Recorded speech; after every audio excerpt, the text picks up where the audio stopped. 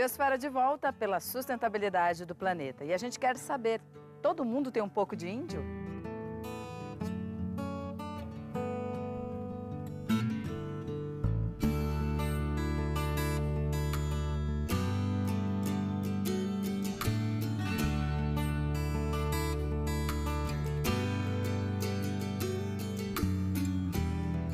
Quais foram as dificuldades que vocês encontraram, tanto internamente aqui no espaço, com os indígenas aqui, e de apoio externo também? Então, antigamente era tudo difícil porque a gente não tinha nada, né? Então hoje a gente lutou, então a gente conseguiu criar essa escola do estado, posto de saúde. Mas a maior dificuldade nossa, que existe até hoje, é a questão da demarcação das terras indígenas, tanto aqui quanto no Brasil. No Brasil inteiro, no Brasil né? inteiro. Por que dessa dificuldade de dar esse direito? Porque a sociedade, eles nunca entendem o índio, porque o índio, ele depende da floresta para viver. E o branco, difícil entender é difícil. E o branco, ele não depende da floresta, ele desmata tudo. Então, por não entender, eles ficam falando a vida toda que é muita terra para os índios não vão fazer nada.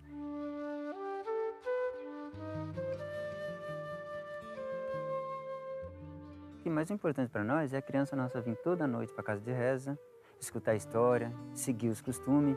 Agora, o conhecimento lá fora é outra coisa. Então, mas a gente tem que ter as duas coisas ao mesmo tempo. Você ter a sua cultura forte e ao mesmo tempo ter conhecimento. Você entendeu? Porque se conhecimento fosse coisa que não valesse nada, então o branco também não ia estudar. Bom, eu, por exemplo, eu sou escritor e eu estudei filosofia na USP. E às vezes as pessoas falam assim, nossa, mas você é um cara conhecedor, você vive no mato? Eu falo, sim, mas eu gosto de viver no mato. Então não é porque você tem conhecimento, você é obrigado a ir para a cidade. Você é formado, tem um diploma. Eu estudei filosofia há 7 anos.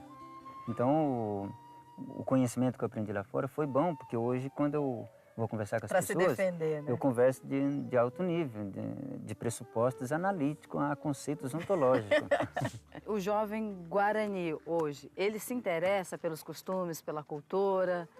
Sim, a gente... Vocês não têm essa dificuldade de despertar esse interesse pela cultura, mesmo com essas influências externas? A influência é um negócio inevitável, não tem como fugir. Sim. 1967, criação da FUNAI. Uma das questões que foi central também, que foi levantada, que é levantada nas conferências nacionais dos povos indígenas, é que ele deixa de ser visto uma mera tutela, né? Esse indígena quer se ver como ter o seu reconhecimento, né? A sua autonomia, né? O direito de expressar, né? Os seus próprios pensamentos, suas próprias ideias. 1973, publicação do Estatuto do Índio. 1983, o chavante Mário Juruna se torna o primeiro indígena a exercer um cargo público como deputado federal. A política indigenista é aquela política, né, que deve ser implementada pelo Estado para a questão de proteção dos territórios indígenas, né, garantia de sustentabilidade desses territórios, saúde, educação indígena, enfim, as várias políticas voltadas para o fortalecimento dessas comunidades, desses povos. E a política indígena, que tem a ver também com isso, é a política feita pelos próprios indígenas. O que a sociedade precisa aprender é que nós somos um povo, que temos uma cultura e que precisa ser respeitada.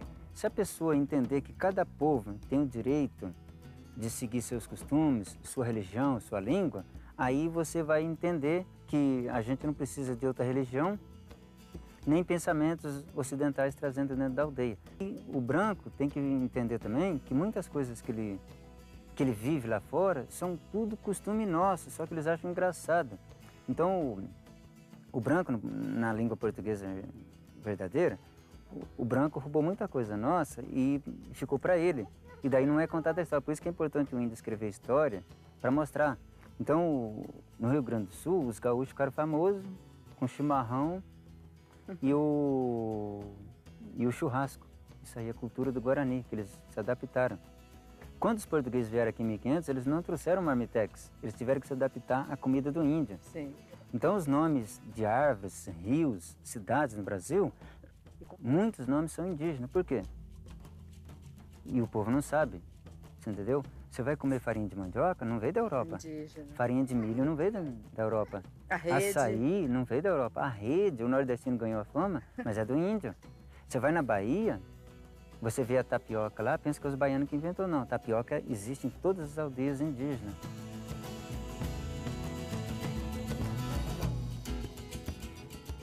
Porque educação indígena eles já têm, é um conhecimento milenar, né?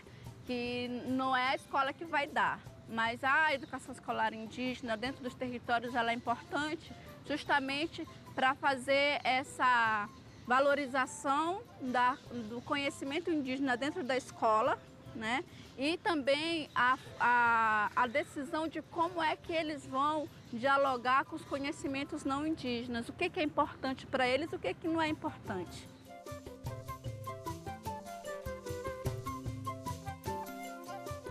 Em 1987, redemocratização.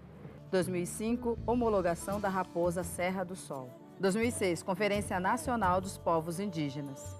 A partir desta conferência, garantiu-se alguns direitos aos povos indígenas, como a implantação de uma política específica de educação, garantia da autonomia como poder de decisão e participação.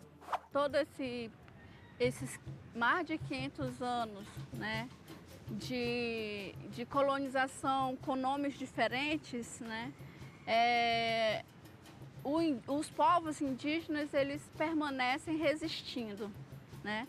Eles não abrem mão de ter seus territórios, eles não abrem mão de ter a sua especificidade, eles não abrem mão de garantir os seus modos de vida específicos, assim como não abrem mão de circularem, porque onde é que tá as instituições de poder com qual ele tem que dialogar, ele tem que discutir e tem que fazer as pressões políticas? Está na cidade. Então, ele briga para também ter seus espaços, as suas territorialidades na cidade, né? Historicamente, tudo que se tem como política indigenista hoje, políticas públicas voltadas para a questão da educação escolar, para a questão dos territórios, para a questão da valorização cultural, identitária, tudo é resultado da luta dos povos indígenas. Todos nós, todos os brasileiros, né, tem muito, não só um pouco, mas muito de indígena, né? Nós temos modos de ser indígena no Brasil inteiro. Por mais que a gente queira dizer que não somos indígenas, isso está na nossa formação cultural. Na realidade sim, porque como você vai criando outro povo, surgiu o povo brasileiro. Então todo o povo brasileiro tem a mistura do negro, do branco e do índio. Então é inevitável. Agora não tem que existir essa hierarquia, né? Não, agora existem as comunidades indígenas, que são os povos indígenas que estão até hoje, né? Então por isso que você vai no Nordeste, você vê muita gente parecida com índio, você entendeu? Então foi através dessa miscigenação. Deveis ensinar a vossos filhos que o chão onde pisam simboliza as cinzas de nossos ancestrais, para que eles respeitem a terra. Ensinai a eles que ela é rica pela vida dos seres de todas as espécies. Ensinai a eles o que ensinamos aos nossos, que a terra é a nossa mãe. Quando o homem cospe sobre a terra, está cuspindo sobre si mesmo. O que fere a terra, fere também os filhos da terra. O homem não tece a teia da vida, é antes um de seus fios. O que quer que faça essa teia, faz a si próprio.